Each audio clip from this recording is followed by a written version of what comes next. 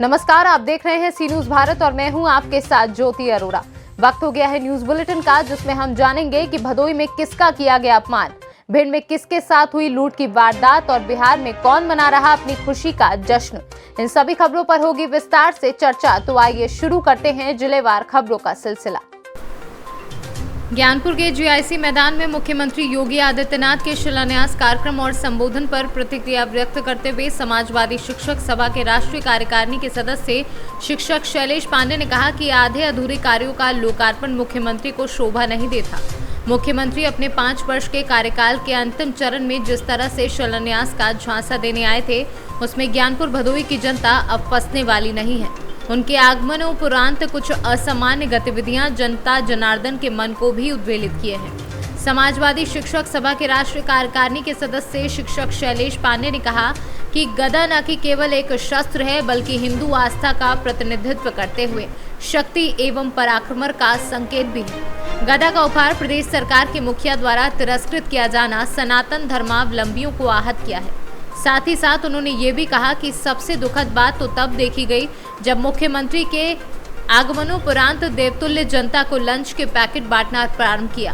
भोजन देने का तरीका ये था कि हजारों की जनता के बीच लंच पैकेट लहरा लहरा के फेंके जा रहे थे और उड़ते हुए वह लंच पैकेट के लिए छीना झपटी के दौरान जिसके हाथ लगता वही लंच पैकेट पाता।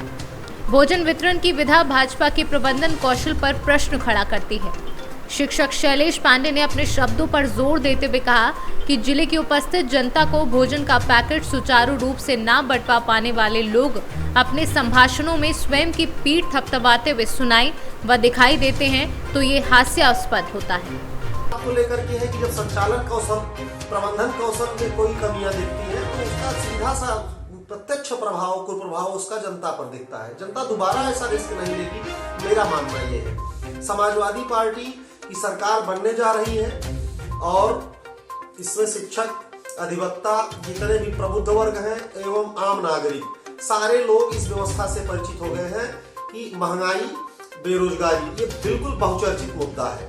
महंगाई पर सरकार का कोई नियंत्रण नहीं है। निरंतर पेट्रोल के दाम बढ़ रहे हैं, खाद्य पदार्थों के दाम बढ़ रहे हैं। अलावा इसकी बेरोजगारी, जितने नौजवान हैं, नौजवानों को रोजगार चाहिए, उनके भविष्य के बारे में अगर सरकार चिंता करती है, भविष्य के बारे में कदम उठाती है, तब तो वो नौजवानों की है। लेकिन आज स्थिति ये है कि जितने पढ़े लिखे नौजवान हैं रोजगार के लिए यहाँ वहाँ भटक रहे हैं। बेरोजगारी चरम पर है, महंगाई चरम पर है। मूल मुद्दे पर आकर सरकार बात करे जनता के बीच में तो अच्छा है। कपोल कल्पित बातें, कोरी घोषणाएं, कोरी सामान्य सी बातें जिसका कोई धरातल न हो, ऐसी बातें बिल्कुल जनता को गुमराह करती हैं। तो ऐसी स्थिति में निश्चित रूप से इस बात से भदोही की जनता, प्रदेश की जनता अवगत हो चुकी है। परिवर्तन लाना है और समाजवादी पार्टी की सरकार बनाना है। भदोही से सी न्यूज संवाददाता आशुतोष की रिपोर्ट। यूपी के माधवगढ़ स्थित पेट्रोल पंप के मुनीम से 19 लाख की लूट।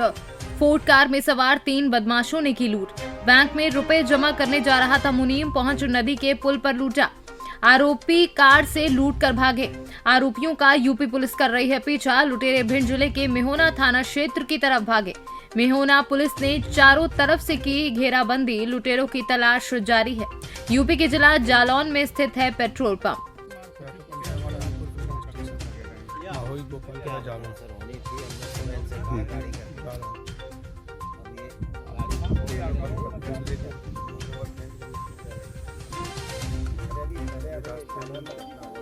गाड़ी ने पीछे से जेट वाली हम लोग कम से कम 30-40 लोग नीचे चढ़ के गए। वहाँ से गाड़ी बैक हो गई, हमसे बैग छीट गए, सीधे भाग गए। कितने पैसे थे? 19 लाख। आपको कहाँ कहाँ चोट आई है? आपके साथ में आई है? नहीं CCTV। अभी आपको कौन दवा लगा दिया?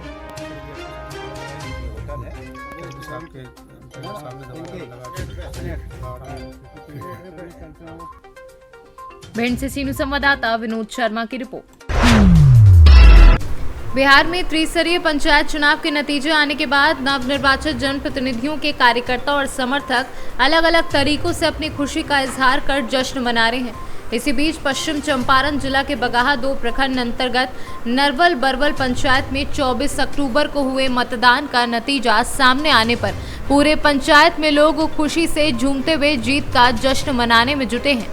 बता दें कि जिले के सबसे हॉट सीट नरवल बरवल पंचायत में 80% मतदान के बाद बीती रात नतीजा सामने आया और पूर्व में 2 बार मुखिया रही सकीना खातून ने तीसरी बार भारी मतों से जीत हासिल की, जिसके बाद पंचायत के लोगों ने बगाहा सेमरा मुख्य सड़क किनारे स्थित हिरौती चौक पर 85 किलो लड्डू से बुकानंद तिवारी को तौलकर फूल माला से कामरान अजीज उर्फ गुड्डू मुखिया का जोरदार स्वागत किया।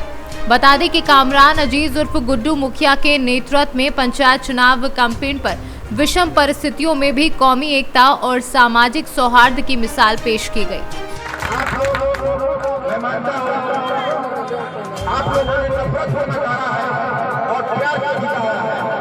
कोई लड़ाई प्यार से नहीं जा सकती है, नफरत से कोई लड़ाई नहीं जा सकती है।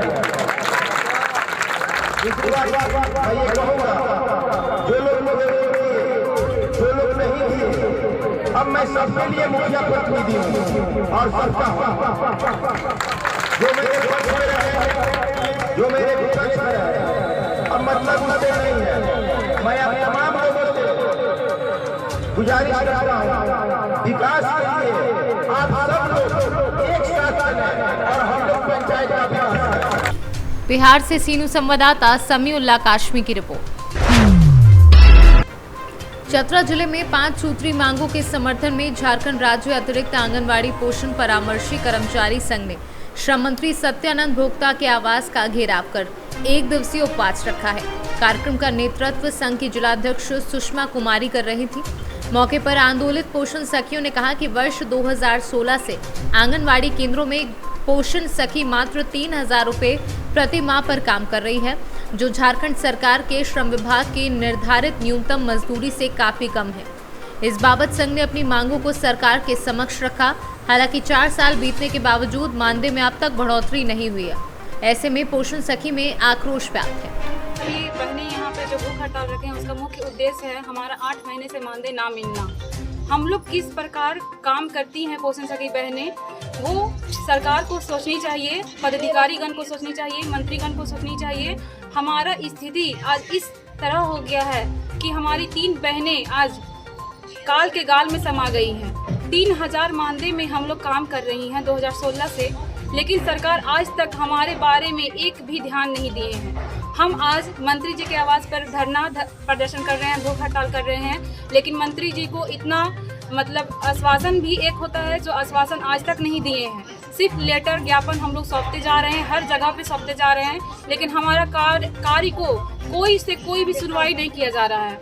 हम चाहते हैं हमारा मानदेय जल्द से जल्द मिले और हमारा कार्य में प्रोन्नति हो, हमारे 5 सूत्री मांग को जल्द से जल्द पूरा करें। आंगनबाड़ी सेविका सा पोषण परामर्शी का आज मंत्री जी का आवास में हम लोग भूख हड़ताल किए हैं, जिसका मुख्य उद्देश्य है हमारी 8 माह का मानदेय ना मिलना और हमारी 5 सूत्री मांग जो इस प्रकार है। पहला है पोषण सखी का मानदेय में बढ़ोतरी करते हुए झारखंड सरकार श्रम विभाग के तहत अति कुशल मजदूरों के भांति हमारी न्यूनतम मजदूरी कम से कम 13,184 रुपये दिया जाए। दूसरा, पोषण सखी के लिए विभागीय नियमावली बनाई जाए।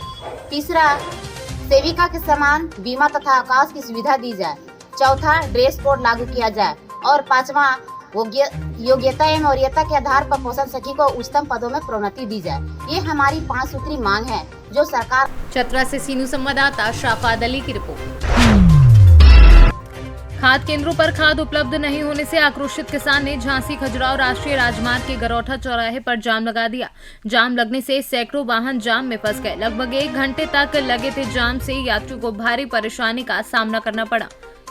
वहीं सूचना मिलने पर एसडीएम अंकुर श्रीवास्तव, सीओ विवेक सिंह, एसएचओ राजीव प्रजापति उक्त स्थल पर पहुंचे एवं किसानों को समझाने का प्रयास किया। भारी जद्दोजहद के बाद 1 घंटे बाद किसान टोकन लेने पर माने। खाद केंद्रों पर खाद के प्राप्त होते ही टोकन के अनुसार खाद वितरित कर दी जाएगी। क्या नाम आपका? कहाँ से हैं आप? आज आप लोग जो यहाँ पे क्यों बैठे? आप लोग जाम किया? आप लोग क्यों जाम कर रहे हैं यहाँ पर? पूरी रात निकल गई है। कितने दिन से आप लोग परेशान हो? 1 हफ्ते से? अभी क्या आश्वासन मिल रहा है आप लोगों को? सर कोई बात नहीं है सर। आप लोग क्या चाहते हैं? अगर यहाँ खाद की व्यवस्था नहीं होती, नहीं आए तो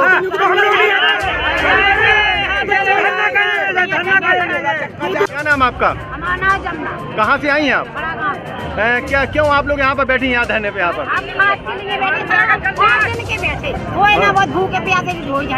अच्छा। तो अगर आप लोगों को खाद नहीं मिलता तो आप यहाँ आके क्या करेंगे? आप क्यों बैठे यहाँ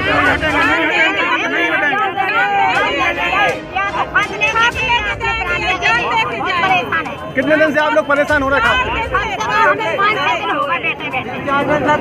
अभी अधिकारी आए, आपको क्या आश्वासन मिला? कोई आश्वासन नहीं मिला सर। 30 तारीख के बाद तो खेत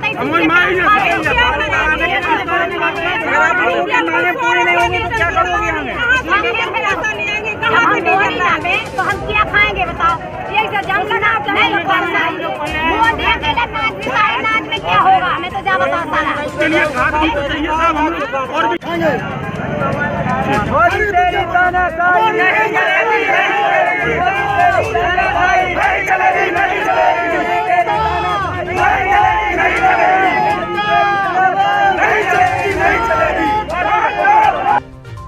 झांसी से सीनू संवाददाता चंदू रायन की रिपोर्ट।